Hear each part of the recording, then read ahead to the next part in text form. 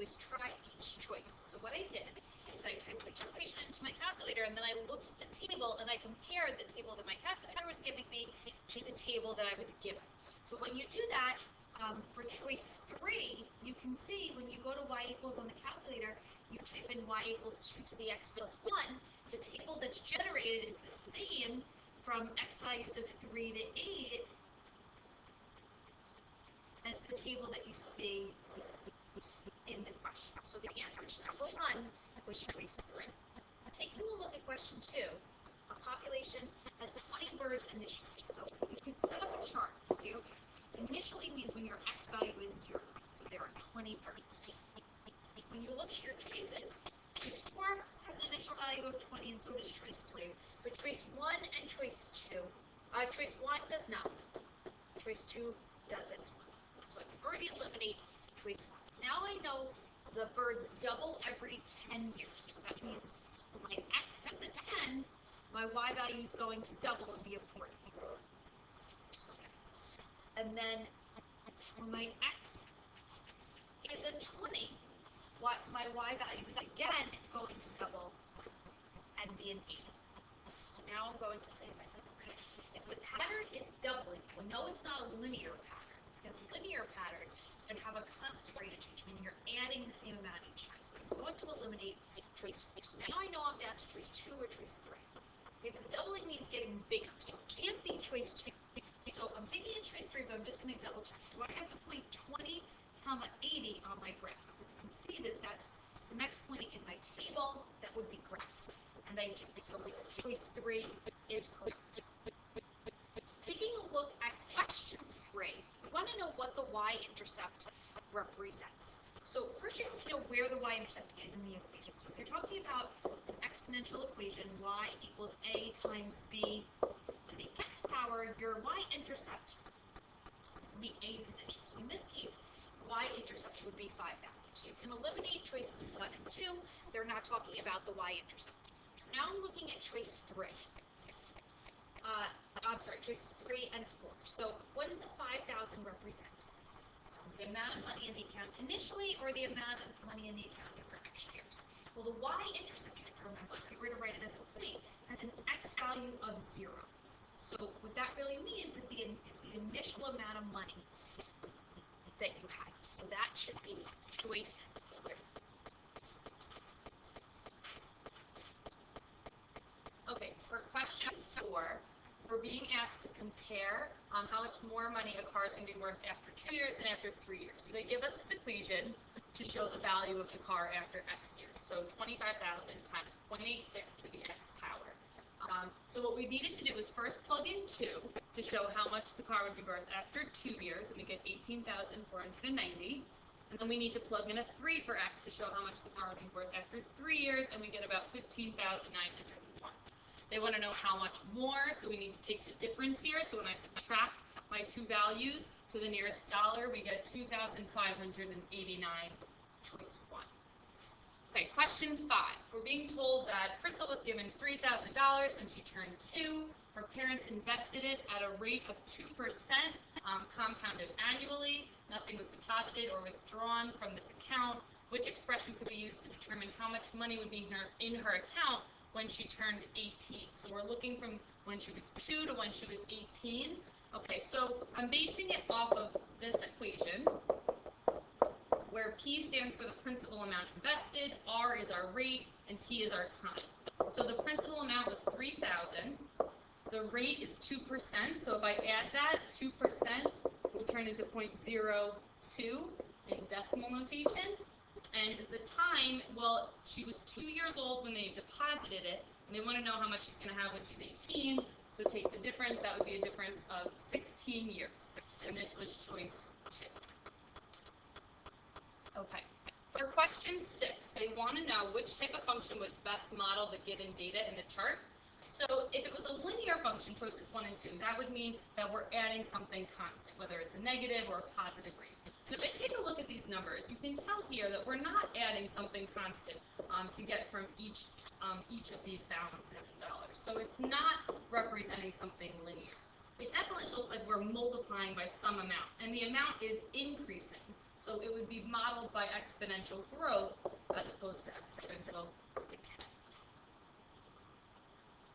Question 7 wants to know which of these 4 situations would be modeled using a linear function. So if I take a look at choice 1, a bank account balance that's growing at a rate of 5%, that would mean it would be exponential, so that would not be linear. A population of bacteria that is doubling, so again, doubling would be by a rate for 4.5 hours, so doubling would also be exponential. The cost of a cell phone service that's charging a base amount plus 20 cents per minute. So if I think about that, we have some base amount and then we're only being charged 20 cents per minute, that would be linear. And if we take a look at the 4th choice, it's saying we have a decay factor of 1/3, that would also be exponential. So the only one here that would represent something linear was choice 3.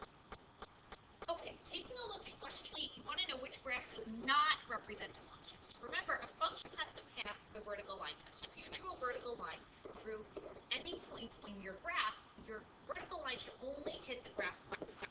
So choices 1, 2, and 4, that's the case. For question 3, if you were to draw a vertical line right here, it would hit every point on your line. So that is the graph that does not represent a function. Taking a look at question 9, they tell you that you have an equation where the b value is increased by 4. So I'm going to start with a b value of 0.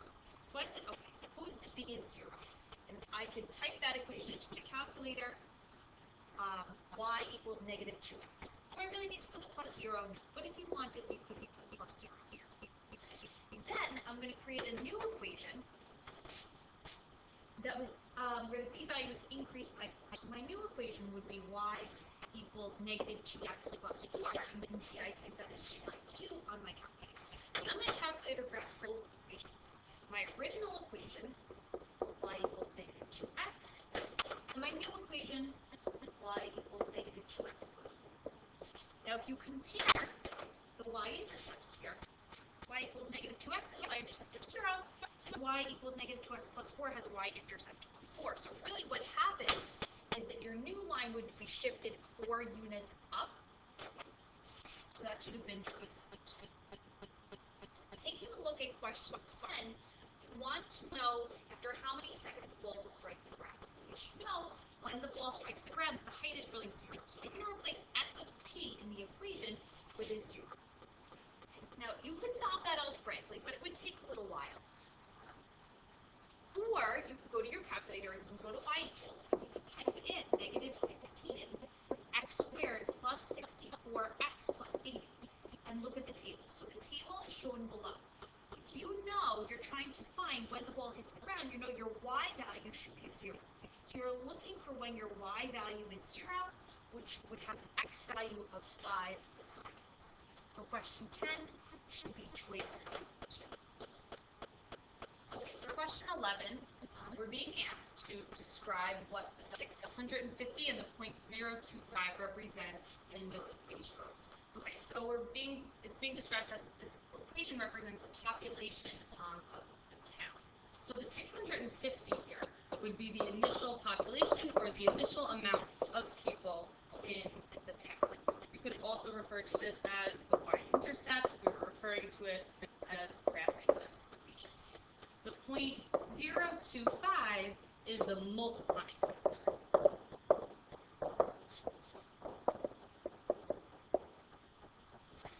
For question 12, we're being told that Rhonda is depositing $3,000 into an account that earns 4.2% interest compounded annually. Nothing's being deposited or withdrawn, so we want to write an equation that can be used to find B, which is her account after T years. So B is equal to the initial amount, which is $3,000, times, since we're putting money into an account, we want it to grow, so this would be 1 plus the rate, so 4.2% in decimal form is 0.042, so 0.042 raised to the t power for years. Question 13, we're being asked to factor the expression completely. So I see a trinomial here, so I'm going to, and the leading coefficient in front of x to the 4th is a 1, so I'm going to ask myself what multiplies to negative 5 and adds to positive 4. So what multiplies to negative 5 and adds to positive 4 would be positive 5 and negative 1. And what multiplies here, since this is x to the fourth, I have to remember that x squared times x squared would give me x to the fourth, not just simply x times x. Now, because it's saying factor completely, I want to make sure that I'm looking to see if I can factor either of these binomials any further. X squared plus 5 is not the difference of two squares, so I can't factor that any further, but x squared minus 1 is the difference of two perfect squares. So that can be factored one step further as x plus 1, x minus 1. And for question 14, we're being asked to solve the inequality and then determine and state the smallest possible value for x in our solution. So I'm going to start by distributing this 2. So I get 2x plus 4 is less than or equal to 5x minus 2. Then I'm going to try to get my x's on one side of the inequality and my constants on the other. So 2x minus 5x is going to be negative 3x plus 4 is less than or equal to negative 2. I want to get my constants on the other side. So negative 3x is less than or equal to negative 6.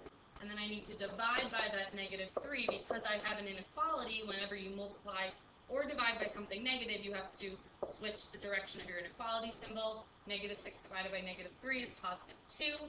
So I get my answer as x is greater than or equal to 2. So the smallest possible value of x would be positive 2.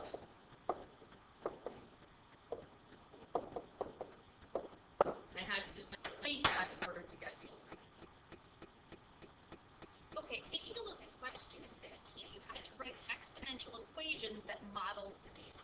So the first thing that you would have to do is think about how you would write an exponential equation. What you need to know. You need to know your a value, which is your initial value. And you need to know your b value, which is your initial value. So let's say, okay, to meet my initial value, that means it's going to have an x value of 0. So I don't know my initial value right off the bat. But I can find my multiplier. So I'm going to say, okay, what do I multiply 120 by to get 180? Or 180 by to get 270? 270 to get 405.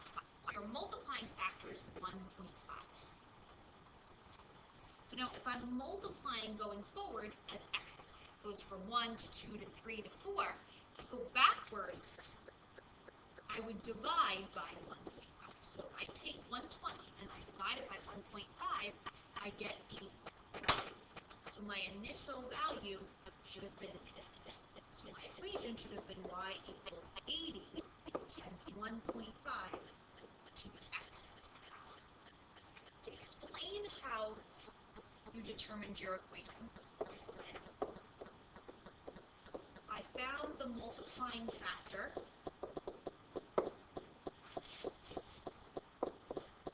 to be 1.5, and then I worked backwards by dividing 120 by 1.5 to get 80 as the initial.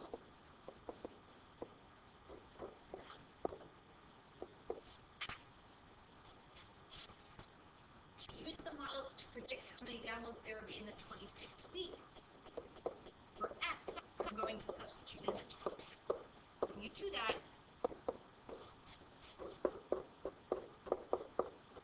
get a value, and you then have to round to the nearest value. So the answer needed should be rounded because this value is 8.5. You should have rounded down.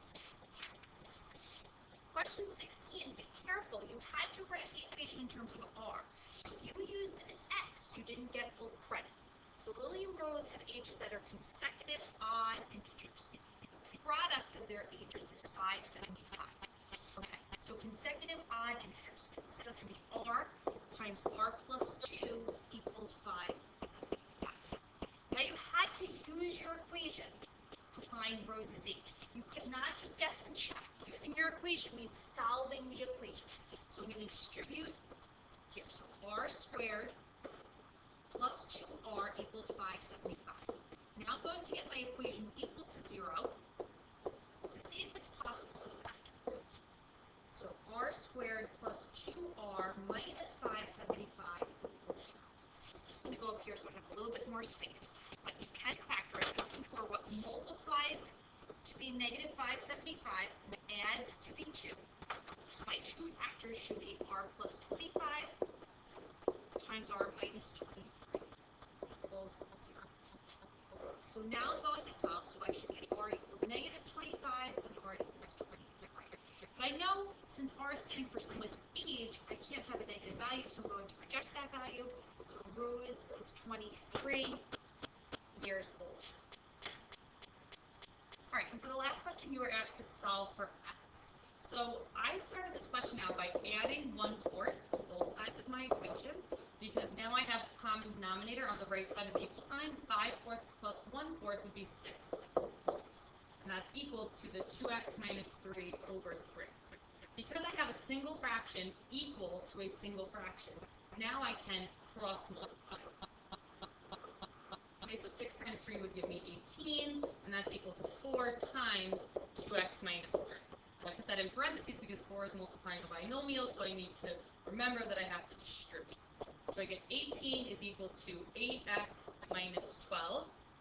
Okay, if I add the 12 over to both sides, start to isolate x, so I get 30 is equal to 8x divided by 8. If you left this as a fraction, 30 over 8 could be simplified as 15 over 4. Or if you did 15 divided by 4 and you got the decimal equivalent, you could have also left your answer as 3.75 or 15 over 4.